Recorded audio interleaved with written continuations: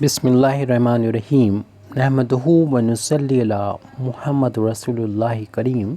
ये problem differential equation के linear differential equation of the second order with variable coefficient chapter से है। Right the transformation of the following equation by changing the independent variable. सबसे पहले तो हमें जो गिवन डिफरेंशियल इक्वेशन है इसको इसका ट्रांसफॉर्मेशन करना है और इसका यूज़ करना है इंडिपेंडेंट वेरिएबल को चेंज करते हुए। और इसके बाद इस यानी डिफरेंशियल इक्वेशन है ये d2y over dx square minus cot x dy over dx minus sine square x y is equal to cos x minus cos qx। पहला काम तो ये है कि इसका ट्रांसफॉर्मेशन करना है, फिर हैंस सॉल्व द इक्वेशन, उसके बाद सॉल्व करना है इस डिफरेंशियल इक्वेशन को। और पहले तो अपनी इस प्रॉब्लम को सॉल्यूशन में हम लोग यहाँ पर नोट कर लेंगे। प्रॉब्लम है d2y ओवर dx स्क्वायर। अगर कोई ऐसी प्रॉब्लम इसमें कोफिशिएंट सेकंड डेरिवेटिव का वन ना हो, कुछ और हो वन के अलावा, तो आप उस जो भी इसमें मल्टीप्लाई हो रहा हो उस कोफिशिएंट से पूरे इक्वेशन को डिवाइड कर देंगे। अभी तो हम सिर्फ नोट कर रहे हैं जो हमारा डिफरेंशियल इक्वेशन था उसको नोट कर रहे हैं, जो कि cos x माइनस यहाँ पर cos क्यूब x है। और इस के बाद हम इस इक्वेशन की कंपेयर कर देंगे। हमारा स्टैंडर्ड फॉर्म होती है लीनियर डिफरेंशियल इक्वेशन के से। इसको लिखना ज़रूरी नहीं, लेकिन फिर भी हम लिख देते हैं d2y over dx square plus p into dy over dx। आपके माइंड में ये रहना चाहिए जो हम लिख रहे हैं ये वाली equation q y is equal to, और यहाँ पर राइट हैंड साइड में आर के इक्वल कर देंगे। अब इसे कंपेयर करेंगे हमारे गिवन डिफरेंशियल इक्वेशन है, तो यहाँ पर देख रहे हैं कि dy ओवर dx का जो कोफिशिएंट है वो यहाँ तो p है और वहाँ पर ये है माइनस का cot x है। यहाँ पर y का कोफिशिएंट q है, वहाँ पर y का कोफिशिएंट माइनस का साइन स्क्वायर x है। राइट हैंड साइड में यहाँ पर r है, वहाँ पर cos x minus cos cube x है। तो ये पी क्यू आर की वैल्यू यहाँ पर पहले ही कलेक्ट करके आप रख लीजिए। उसके बाद इसमें हम इसको सॉल्व करने के लिए जैसे कि बता दिए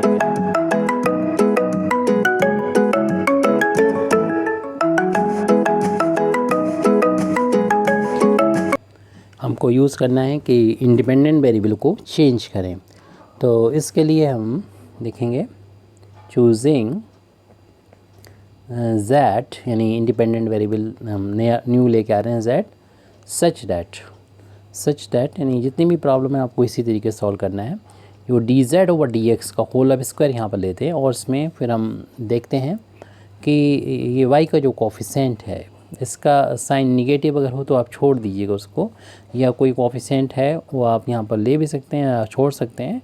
तो वो लिख लीजिए। विद निगेटिव साइन बस हटा दीजिएगा, क्योंकि हमें स्क्वायर लिया है तो स्क्वायर हटाएंगे तो स्क्वायर रूट लग जाएगा, जो इमेजिनरी ना बन जाए इसलिए।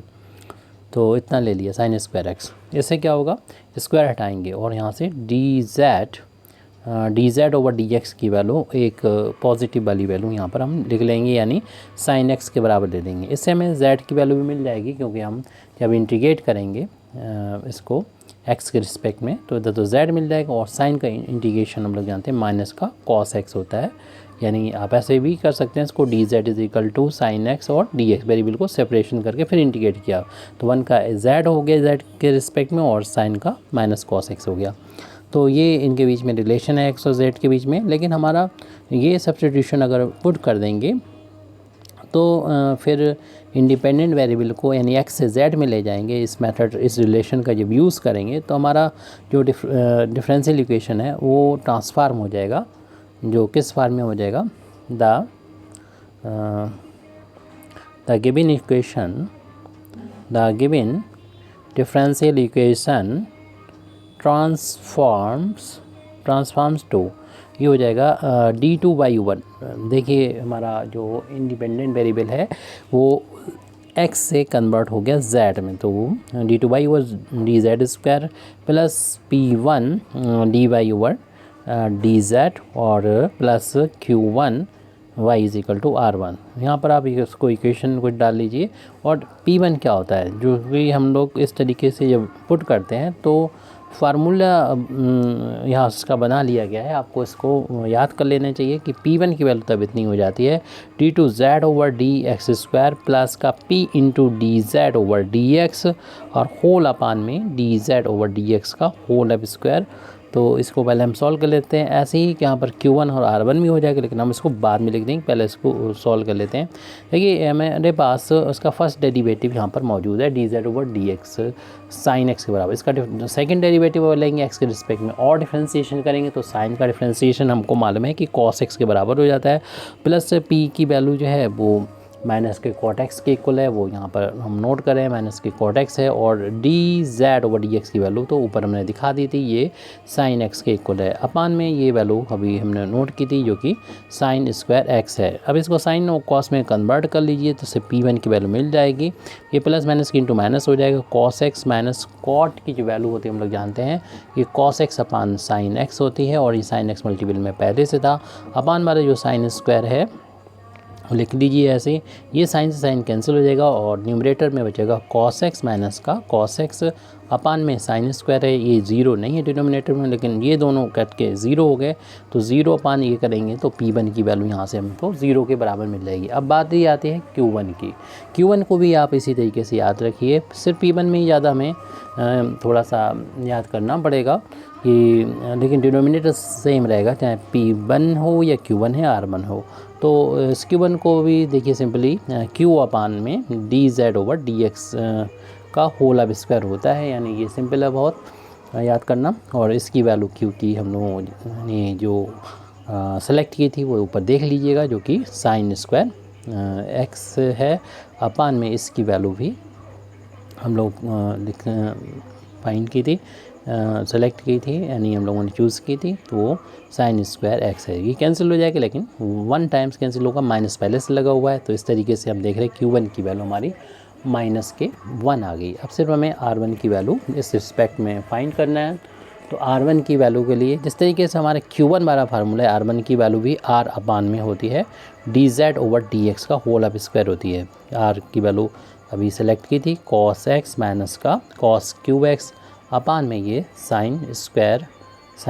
x है। इसमें हम अगर देखिए अगर cos x को कॉमन ले लें तो ब्रैकेट में बचेगा 1 माइनस का sin स्क्वायर x होता है, जिसकी वैल्यू हम लोग cos स्क्वायर x होता है, नहीं मतलब यहाँ पर एक पावर निकल जाएगी तो 1 आ जाएगा, और cos में से एक पावर निकलेंगे तो 2 पावर बचेंगी cos स्क्वायर x। हम थोड़ा ज़्यादा इससे कैंसिल करने के जल्दी है इसलिए शायद हमने लिख दिया था इसको cos x, और 1 माइनस cos स्क्वायर की वैल्यू जो है वो sin स्क्वायर x के बराबर है, अपान में जो है वो sin स्क्वायर x है, दोनों कैंसिल हो जाएंगे, सिर्फ यानी R1 की वैल्यू हमें आसानी से मिल गई है cos x के बराबर है। अब जो इक्वेशन हमने यहाँ पर मान लिया था उसमें इस वैल्यू को इक्वेशन नंबर 1 में इस वैल्यू को पुट कर देंगे तो हमारा इक्वेशन 1 की जो फार्म हो जाएगी इस तरीके से हो जाएगी, तो यानी इक्वेशन 1 इस फार्म में आ जाएगा d/dz² इक्वेशन 1 रिड्यूस हो जाएगा। P1 की वैल्यू तो 0 है, हम दिखा भी देते हैं सर, d/dz। Q1 की वैल्यू भी -1 लिख ली, हम लोगों ने सॉल्व करके फाइंड की थी, और ये R1 की वैल्यू cos यहाँ पर cos x है, और फिर उसके बाद हम चूँकि ये हमारा इंडिपेंडेंट वेरिएबल z में वैल्यू आ रही है तो इसको हमें यहीं पर इसको z में कन्वर्ट कर लेना चाहिए था। देखिए cos x की वैल्यू हो जाएगी -z हो जाएगी, जो हमने रिलेशन फाइंड किया था, यहीं से हम कह सकते हैं कि cos x की वैल्यू -z हो जाएगी, और कोई वैल्यू को हमें यहीं पर रख देना चाहिए ताकि इधर जो है वो हम लिख सकें -z। चलिए अगली स्टेप में लिख देते हैं, यानी हमारा अब इस इक्वेशन जो मिला है उसमें x रहना ही नहीं चाहिए, तो 0 हो जाएगा, सिर्फ हम ये लिखेंगे 1 इंटू y हो जाएगा माइनस का y, और ये वैल्यू z की फार्म लिख दिए माइनस का, यानी z हो जाएगा क्योंकि cos x की वैल्यू -z के बराबर है। तो ये हमारा एक तरीके का लीनियर डिफरेंशियल इक्वेशन आ गया जिसको आसानी सॉल्व कर सकते हैं। आप इस d/dz को d से अगर डिनोट करेंगे तो d2/dz स्क्वायर को d स्क्वायर से लिख सकते हैं, यानी d² by minus y is equal to z आ जाएगा, और इसमें y को अगर बाहर ले लेंगे तो d² - 1 y is equal to z बन गया। और ये लीनियर डिफरेंशियल इक्वेशन को सॉल्व करने का तरीका ये होता है, जो हमारा डिपेंडेंट वेरिएबल y है उसकी वैल्यू आ जाएगी complementary function plus particular integral, लेकिन कॉम्प्लीमेंट्री फंक्शन को फाइंड हम लोग करते हैं एक्सिलरी इक्वेशन से, तो इस डिफरेंशियल इक्वेशन का लिख देंगे it's axillary equation. Axillary equation is, तो इसका एक्सिलरी इक्वेशन हम लोग लिखने का तरीका होता है जहाँ पर y को कोफिशिएंट d का जो फंक्शन होता है उसमें आप d की जगह पर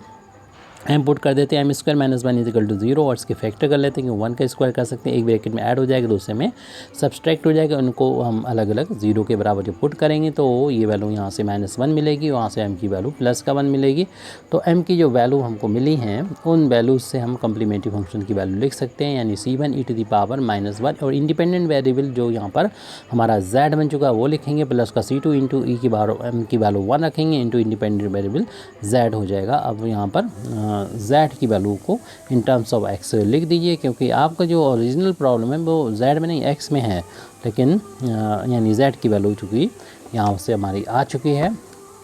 माइनस का cos x है, तो इस वैल्यू को यहाँ पर पुट कर देंगे तो हमारा ये वैल्यू आ जाएगी c1 e⁻, माइनस अलग रखिए, इसकी वैल्यू माइनस का cos x रख देंगे, प्लस का c2 इंटू e⁻, माइनस का ये वैल्यू हो जाएगी cos x z की रख देंगे, माइनस माइनस ये प्लस हो जाएगा और हमें कम्प्लीमेंट्री फंक्शन की वैल्यू मिल जाएगी c1 e⁻, cos x हो जाएगा। तो complementary function is equal to c1 e⁻, minus का cos x हो जाएगा, और नहीं सॉरी ये माइनस माइनस प्लस हो गया है, और प्लस का c2 इंटू e⁻, ये यहाँ पर माइनस का cos x हो जाएगा। तो अगर आपके बुक में आंसर ये हो कि c1 के साथ माइनस हो या c2 तो उसमें कोई फ़र्क नहीं पड़ता है, ये कोई भी आप c1 या c2 यहाँ पर ले सकते हैं, इंटरचेंज कर सकते हैं, कि हमारे आर्बिट्री कांस्टेंट हैं, क्योंकि सेकंड ऑर्डर का हमारा डिफरेंशियल इक्वेशन था, इसमें दो आर्बिट्री कांस्टेंट हो गए। अब बात कर लेते हैं पर्टिकुलर इंटीग्रल की, जो हमारा 1 में जो हमारा डिफरेंशियल इक्वेशन ये आया है, इसमें y का जो कोफिशिएंट होता है जो कि d का फंक्शन होता है वो अपान में आप लिखते हैं, यानी d² -1, उसके बाद में जो राइट हैंड साइड में था जो कि माइनस का z था, यहाँ सुनिए माइनस यहाँ पर था, और वो आपने देख लिया होगा कि ये माइनस हम यहाँ पर लिखना भूल गए हैं कि छोटा सा यहाँ पर लगा हुआ था, तो उसको करेक्शन करके मैं माइनस का z यहाँ पर लिख लीजिए, और ये यहाँ पर -z है इसमें, इस जो फंक्शन जिसमें ये ऑपरेटर ऑपरेट होगा।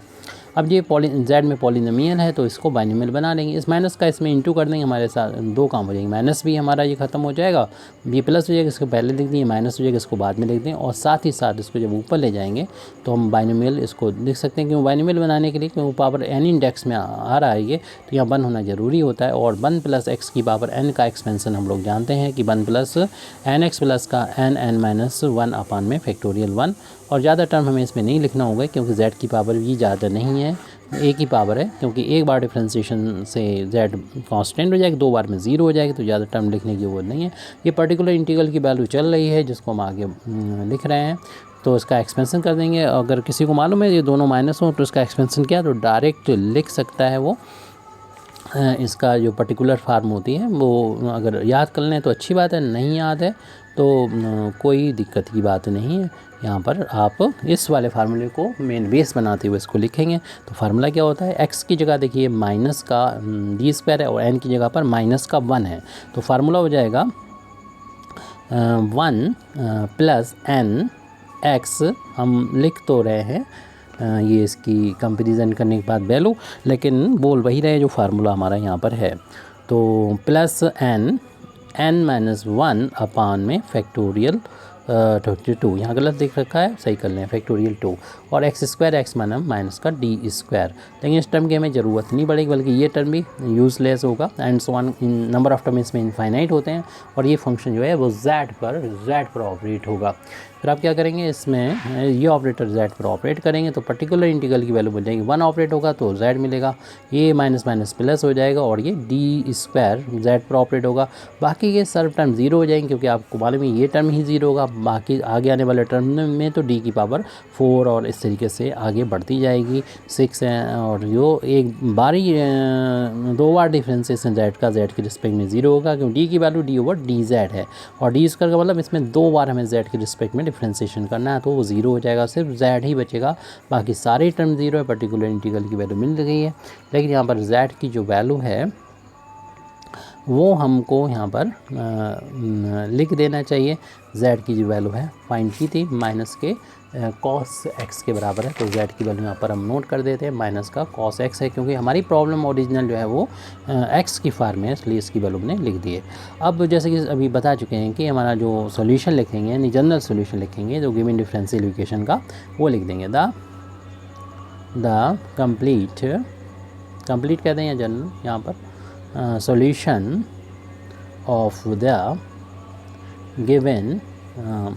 Differential equation is y is equal to, जैसे कि हमने पहले लिखा था complementary function plus particular integral, तो y is equal to complementary function की वैल्यू